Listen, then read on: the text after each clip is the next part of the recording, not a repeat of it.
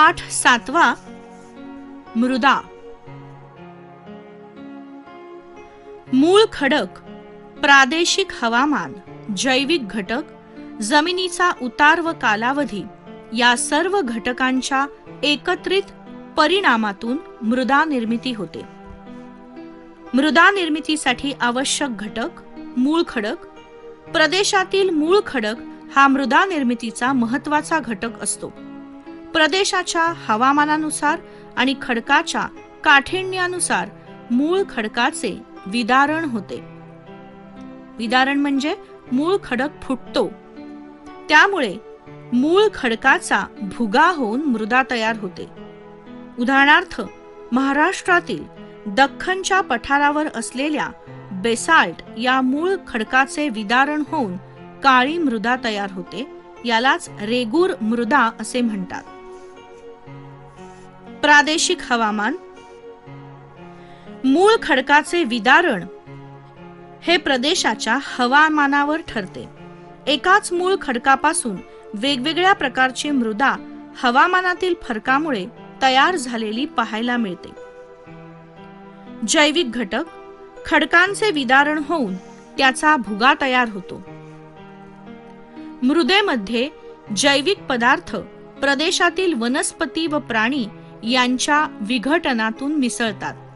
वनस्पतींची मुळे, पालापाचोळा, प्राण्यांचे मृतावशेष इत्यादी घटक पाण्यामुळे कुजतात, तसेच त्यांचे सूक्ष्म जीवांमार्फत विघटन होते. अशा विघटित झालेल्या जैविक पदार्थाला ह्युमस असे म्हणतात. मृदेमध्ये ह्युमसचे प्रमाण अधिक असेल तर मृदा सुपीक बनते. मृदा निर्मिती ही एक नैसर्गिक प्रक्रिया आहे. ही प्रक्रिया मंद गतीने होत असल्यामुळे मृदा निर्मितीचा कालावधी मोठा असतो. उच्च दर्जाच्या मृदेचा 2.5 सेंटीमीटरचा थर निर्माण होण्यासाठी हजारो वर्षांचा कालावधी लागतो. कित्येकदा जास्त उत्पादन मिळवण्यासाठी शेतात अनेक प्रकारची रासायनिक खते, कीटकनाशके यांचा वापर केला जातो. त्यामुळे मृदेची गुणवत्ता कमी होते. आता मृदा आणि माती यातला फरक काय आहे हे आपण लक्षात घेऊया. मृदा म्हणजे माती नव्हे. अपक्षय झालेल्या खडकांचा भुगा, अर्धवट किंवा पूर्णपणे कुजलेले सेंद्रिय पदार्थ व असंख्य सूक्ष्म जीव मृदेमध्ये असतात. मृदा ही एक परिपूर्ण परिसंस्था आहे. या उलट माती हा एक पदार्थ आहे. कुंभार वापरतो ती माती आणि शेतकरी वापरतो ती मृदा.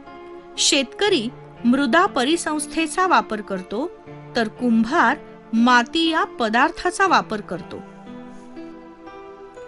वनस्पती जीवन. पृथ्वीवरील सजीव सृष्टीतील महत्वाचा घटक म्हणजे वनस्पती जीवन होय. या वनस्पतींची निर्मिती, वाढ आणि आधार म्हणून मृदेचे असाधारण महत्व आहे. ज्या प्रदेशात सुपीक मृदा आहे तेथे वनस्पती जीवन मोठ्या प्रमाणात समृद्ध झालेले असते. उदाहरणार्थ, विषुववृत्तीय प्रदेश. आणि ज्या प्रदेशात सुपीक मृदा नाही तेथे वनस्पतींची वाढ कमी होते. उदाहरणार्थ, वाळवंटी प्रदेश. महाराष्ट्रातील दख्खन पठारावरील रेगूर मृदेत प्रामुख्याने ज्वारी, बाजरी सारख्या धान्य पिकांचे उत्पादन होते. तर कोकण, केरळ, तामिळनाडू, कर्नाटक या प्रदेशातील मृदेत तांदळाचे उत्पादन होते. मध्य प्रदेशातील पाण्याचा निचरा होणाऱ्या मृदेत बटाटा या पिकाचे उत्पादन होते. ज्या प्रदेशात सुपीक मृदा असते त्या प्रदेशात अन्नधान्याची स्वयंपूर्णता दिसते. त्यामुळे अशा प्रदेशात लोकवस्ती केंद्रित झालेली असते. आता आपण मृदेचे प्रकार पाहूया. मृदेचे 5 प्रकार आहेत. जाडी भरडी मृदा. विदारण क्रिया व कमी पाऊस यांच्या परिणामातून हा मृदा प्रकार तयार होतो. पठाराच्या पश्चिम भागात घाट माथ्यावर ही मृदा आढळते. या मृदेत ह्युमसचे प्रमाण नगण्य असते. उदाहरणार्थ अजंठा, बालाघाट.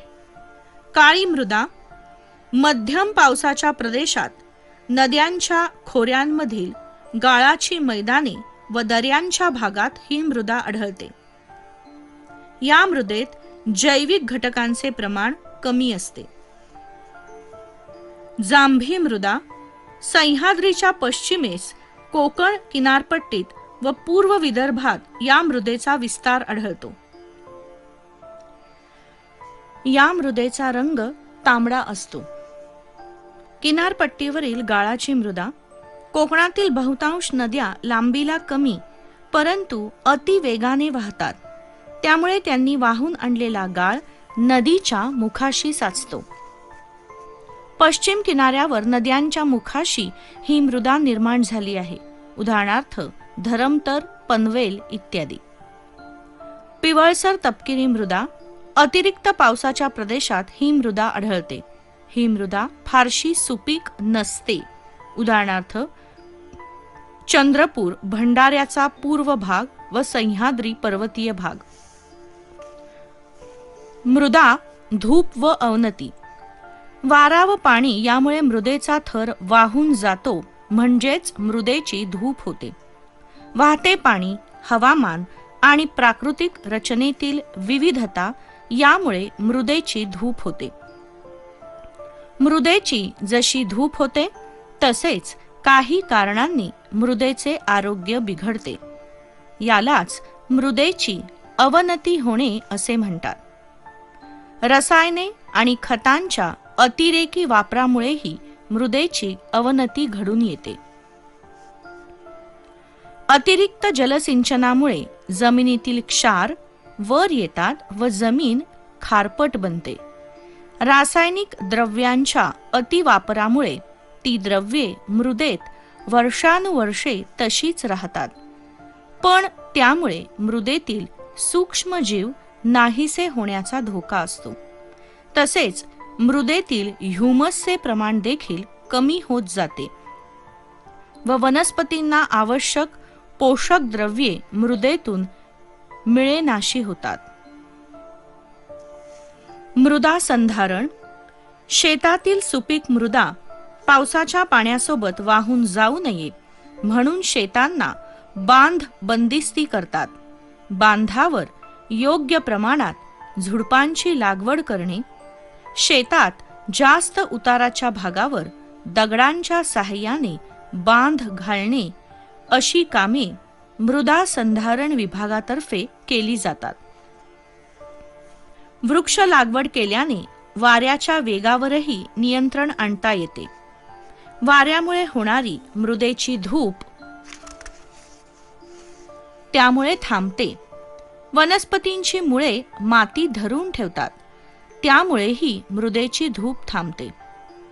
मृदा संधारणामध्ये उतार असलेल्या जमिनीवर सलग समतल चर खोदले जातात.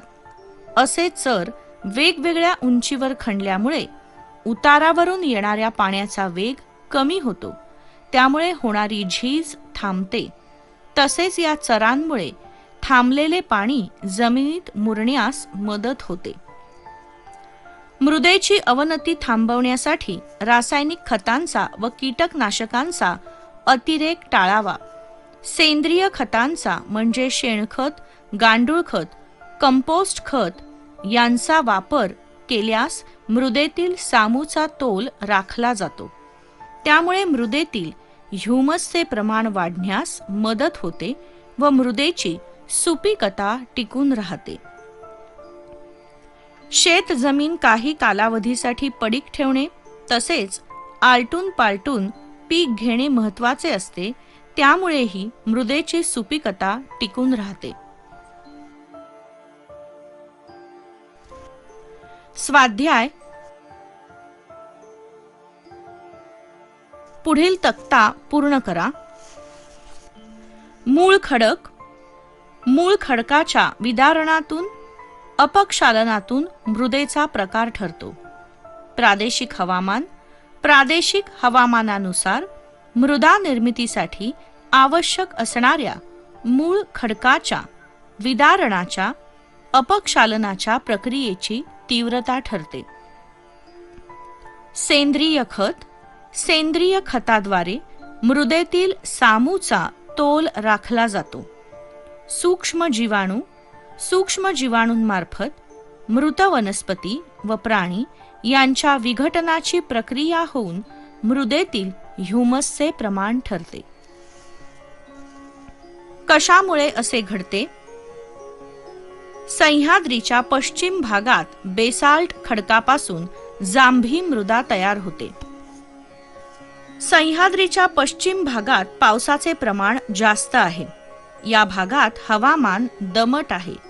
त्यामुळे या भागात बेसाल्ट या मूळ खडकाचे मोठ्या प्रमाणावर अपक्षालन होऊन त्यापासून जांभी मृदा तयार होते.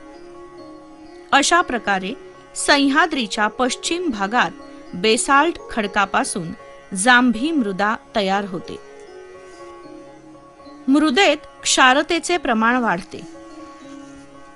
शेतीच्या उत्पादनात मोठ्या प्रमाणावर वाढ करण्यासाठी जलसिंचनाचा वापर केला जातो. अतिरिक्त जलसिंचनामुळे जमिनीतील क्षार वर येतात व जमीन खारपट बनते. अशा प्रकारे अतिरिक्त जलसिंचनामुळे मृदेत क्षारतेचे प्रमाण वाढते. कोकणातील लोकांच्या आहारात तांदूळ जास्त असतो. कोकणातील उष्ण व दमट हवामान, गाळाची मृदा व भरपूर पर्जन्य हे घटक तांदळाच्या पिकाच्या वाढीस अनुकूल ठरतात. त्यामुळे कोकणात तांदळाचे मोठ्या प्रमाणात उत्पादन होते. स्थानिक उत्पादनानुसार मानवाचा आहार निश्चित होतो.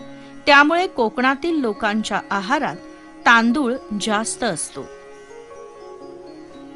मृदेची धूप होते.